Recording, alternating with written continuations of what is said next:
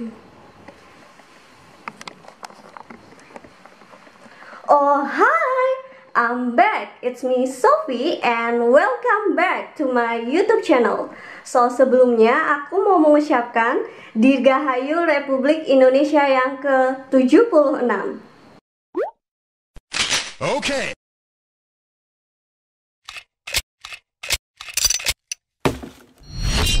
Alright, aku baru aja selesai rapi-rapi. Terus aku juga udah pakai batik. Kira-kira aku mau kemana ya? Jadi, hari ini aku mau menghadiri acara dialog kebangsaan Bagimu Negeri. Sof, itu tuh acara apaan sih? So, itu tuh semacam acara silaturahmi kebangsaan warga negara Indonesia di Thailand yang diadakan oleh Konsulat Republik Indonesia Songkhla. Biar lebih enak, ngobrolnya sambil duduk yuk. Jadi karena sekarang di Thailand masih dalam kondisi darurat COVID-19, jadi acaranya juga tidak bisa dilakukan secara langsung atau secara tatap muka, melainkan secara virtual. Rencananya acaranya mulai sekitar 19.00. Nah, sekarang baru sekitar pukul 18.30. Aku mau siap-siap dulu. Yuk langsung aja kita menuju ke ruang tamu. Oke, aku udah sampai di ruang tamu. Yuk, kita siapin perangkatnya. Oke. Aku udah masuk di Zoom-nya, udah masuk ke link meetingnya juga. Tinggal nunggu di-accept oleh pihak Konsulat Republik Indonesia Songkhla. Mungkin mereka masih siap-siap ya. Jadi, ya kita tunggu aja. Bismillahirrahmanirrahim. Assalamualaikum warahmatullahi wabarakatuh. Teman-teman semua yang saya banggakan, saya hormati, terima kasih teman telah bisa hadir dalam silaturahmi kebangsaan yang kita adakan hari ini. Saya Pak Hadi Sulaiman, Konsul Republik Indonesia di Songkhla, merencanakan acara ini untuk kita bisa bertemu dan bersilaturahmi dalam suasana hari kebangsaan, hari kemerdekaan kita yang ini adalah peringatan yang ke-76. Konsulat Republik Indonesia di Songkhla dalam rangka hari kemerdekaan ini tidak dapat melibatkan peran serta aktif seluruh masyarakat kita di sini, karena di samping kondisi kita di Thailand Selatan yang 4 provinsi maksimum and strictly control zone ya, Songkhla, Phuket, Patani, Yala dan Narathiwat. Kemudian ada satu provinsi yang dia tidak maksimum kontrol, tapi membatasi orang asing datang, seperti Phuket umpamanya, karena mereka sudah menggunakan izinnya, dan masing-masing provinsi diberi kewenangan untuk melakukan langkah-langkah restriksi lockdown terbatas ya. Di Thailand ini kita tahu lockdown itu biasanya dilakukan untuk kelas kampung ya, lingkungan kampung atau subdistrik, kecamatan, dan belum ada yang sampai melockdown provinsi, saya kira. Belum ada yang suatu kabupaten di lockdown. Jadi masih berdasarkan di mana mereka temukan kasus-kasus temuan baru tersebut. Teman-teman, tidak terasa 513 hari ya sekarang dia ya, 513 hari masa emergensi darurat kesehatan di Thailand berlangsung sejak 26 Maret 2020. Ini tentu telah menjadikan teman-teman terbatas langkahnya, termasuk saya, siapa sajalah yang kita tinggal di sini, sehingga tidak bisa leluasa bergerak untuk beraktivitas gitu. Sementara di Thailand vaksin masih terbatas kepada para pekerja kesehatan atau pelayanan publik, dan kemudian vaksin diberikan kepada orang yang sudah berumur 60 tahun ke atas, dan juga vaksin diberikan kepada orang yang kita salah satu dari penyakit kronis. Tapi saya dengar teman-teman di beberapa provinsi sudah mulai dapat vaksin, saya pikir bagus sekali, silakan dimanfaatkan, terutama teman-teman yang bekerja di frontline ya, di pariwisata, di pelayanan publik, itu memang harus divaksin. kami Konsulat Republik Indonesia di Songkla berkomitmen yang kuat untuk bisa membantu teman-teman semua. Kalau awalnya dinamakan sembako, kita isi sembako 9 bahan pokok, kemudian kita meningkatkan jadi 12 sampai 13 bahan pokok. Sekarang sudah menjadi 19 item yang kita masukkan dalam paket-paket tersebut.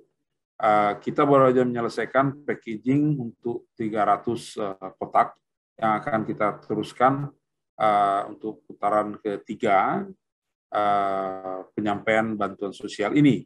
Dan ini akan kita atur sedemikian rupa. Insya Allah pada minggu depan, tim logistik kita sudah mulai akan menyampaikan kepada teman-teman semua.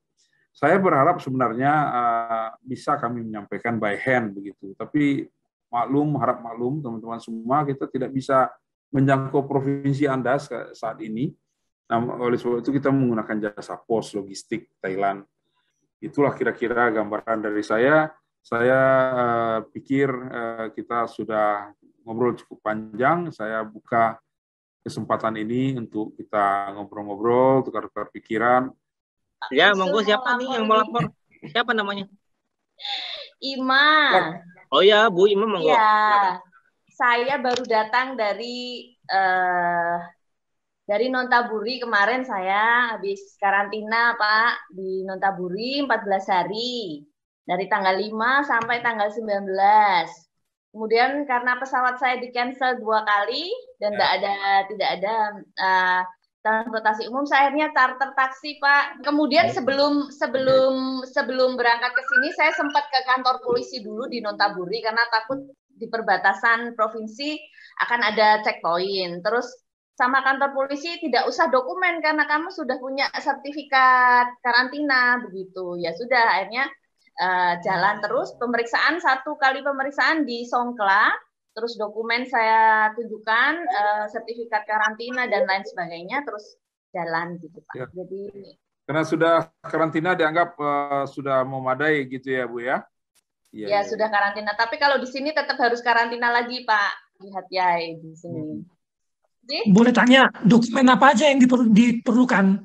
Yang diperlihatkan apa aja yang ditanya? Dokumen. Kalau saya sih kemarin hanya ini COE sama sertifikat karantina, karena kan COE itu dari COE kemudian kita harus karantina 14 hari, ada sertifikat karantina sudah itu aja ya, sama paspor gitu aja.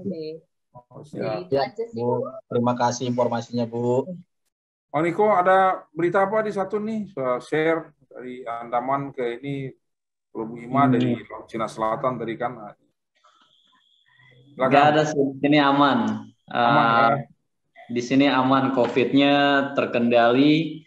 Karena tiap hari pun saya lihat kabar berita update COVID gitu ya. Paling di sini tiap hari tuh nambah 3, 4, 5 habis, 3, 4, 5 habis. Paling banyak 31 orang lah di sini. Jadi di Thailand Selatan mungkin Satun paling aman kok ya. Tapi Thailand ya? Thailand dia paling aman. Oh, di Thailand ya? Ya, Thailand. Nomor 77. Tapi itu kan berita yang saya baca di ini ya, di sosial media ya.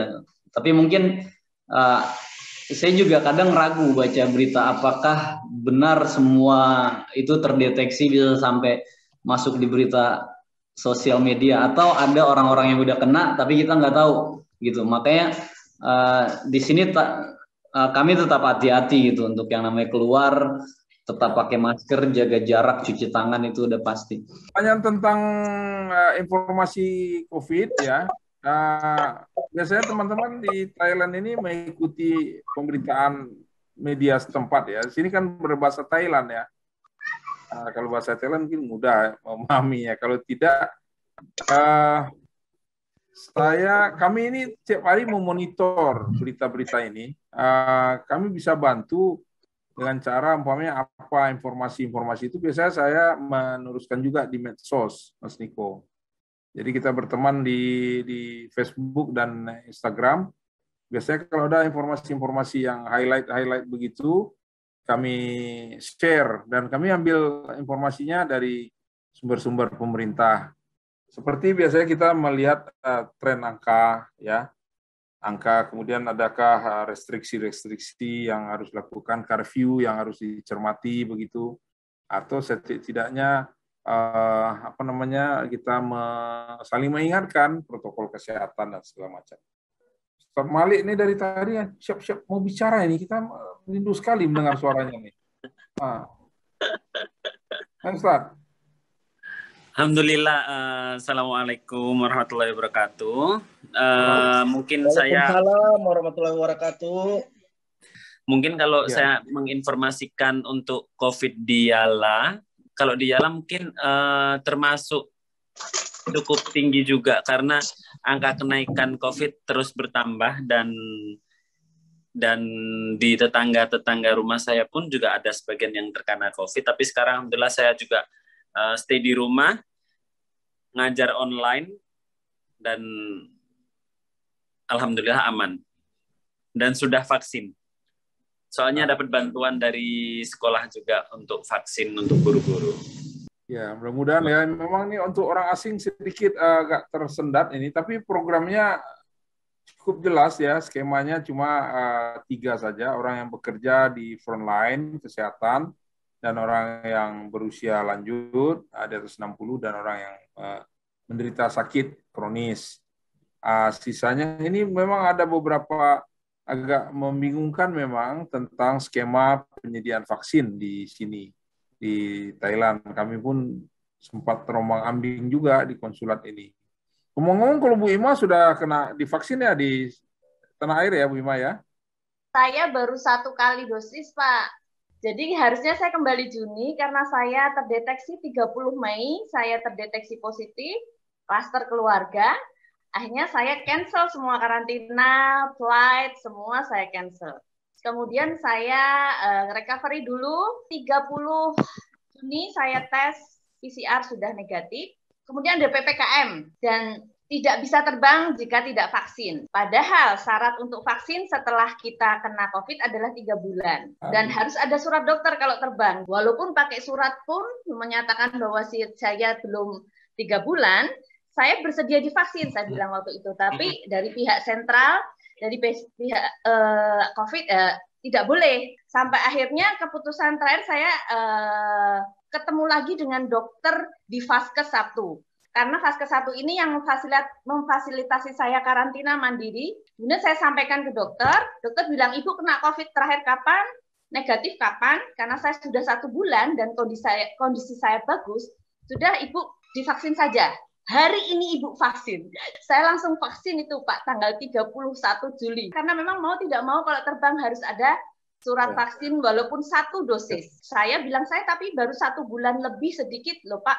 Nggak apa-apa, saya menurut aturan sebetulnya WHO mengatakan kalau kondisi sehat, sebetulnya 1 bulan pun tidak masalah.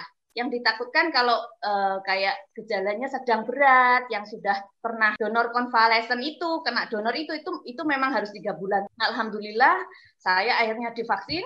Tanggal 3 saya tes PCR negatif, tanggal 5 Agustus saya berangkat, langsung terus saya ini karantina, Pak. Terima kasih informasinya. Barangkali Ibu juga harus segera juga koordinasi dengan pusat vaksin di PSU ya Bu ya. Phuket kayaknya nggak ada masalah kan, lagi diburukan juga kan pervaksinan ini kan ya. Lancar Pak di Phuket, alhamdulillah. Lancar ya, alhamdulillah ya. Cuma hati-hati juga di situ ada local transmission ya, kawasan-kawasan pemukiman pekerja asing, camp-camp pekerja asing ya di bidang perikanan itu menjadi klaster penyebaran virus juga di sana. Itu dicermati, hati-hati pergerakannya. Nisa gimana kabar? Diam-diam aja dari tadi, lihat aja dari tadi. Suaranya mana? Siapa ini? Kita ini. Yuk. Selamat malam Bapak. Ya, selamat malam Nisa. Alhamdulillah saya sehat, Bapak bagaimana? Alhamdulillah, ini Pak Sam yang suaranya agak serak-serak setelah divaksin. Tapi setelah kita periksa tadi ternyata bukan masalah vaksin. Laptopnya baru Pak Sam ini, belum. Alhamdulillah. Iya, jadi agak gangguan di suaranya gitu ya. Ini saya sudah tidak disatur lagi, Bapak. Saya sudah pindah ke Krabi. Alhamdulillah. Krabi? Iya. Oh, ini. Pindah kemana Mbak Sofia? Kenapa? Pindah kemana? Pindah di Krabi, Pak. Di Krabi di mana? Krabi di Aulek, Bapak. Yang sekolah kemarin Oh, klaster. sekolah Anuban Muslim Krabi School. Iya, iya. Hati-hati di situ ya. Akomodasimu di mana di Krabi itu? Alhamdulillah di sini saya diberikan rumah, maksudnya kayak disewakan rumah, terus Ya. untuk mobilitas diberikan sepeda motor, jadi aman sih. Tapi kan sekarang sedang lockdown, jadi tidak bisa pergi pergi keluar terlalu sering. Terus kita juga dari mulai Juli kita sudah kelas online, jadi. Yang penting paketannya komplit lah supaya bisa Iya. online itu. Ya. Betul, Pak. Nanti Alhamdulillah aman. kalau udah mulai aktif lagi di YouTube nanti kita kita saling bikin aktivitas bersama lah. Ya, insya Allah Bapak, saya tunggu. Siap, Pak. Ini ada juga teman kita Bu Mili. Say hello teman-teman. Assalamualaikum, saya Ibu Meli asal di Indonesia, dari Surabaya, tinggal di Patani. Alhamdulillah ini sudah vaksin juga, Pak. Sudah ya? Nggak susah untuk dapat vaksin di sini untuk orang luar negeri. Wah, alhamdulillah. Kalau Kapten Sugeng udah dapat vaksin kah? Untuk saat ini, Pak, sampai saat ini kita belum bisa dapatkan. Terus saya minta aplikasi dari Opis Jakarta untuk Bengkok dan langsung ke keagenan yang di Ranong. Ya. Didaftarkan sekarang di pelabuhan, ikut orang pelabuhan. Tapi sampai sekarang belum ada keputusan, Pak. Oh, maksudnya belum jelas, sampai sekarang nggak ada panggilan. Kalau dari Myanmar sendiri dia dikenakan biaya sekitar 2.000 Baht aja. Jadi khusus Myanmar oke. Yang jadi masalah kan di sini memang kebetulan Myanmar yang 70%, Pak ya, sisanya 30% orang. Betul. Bapak juga tahu lah katanya itu. Dan kebetulan juga yang kena infek virusnya juga kebanyakan orang Myanmar. Jujur aja kebanyakan orang Myanmar. Ya, ini sudah hampir 2.000 lebih. Dan sekarang masih increase naik terus. Ya, sementara untuk di Ranong tetap take away juga, makan juga harus tidak boleh di tempat. Ya, terima kasih Kapten Sugeng. Baiklah teman-teman, tidak terasa kita sudah berinteraksi 2 jam.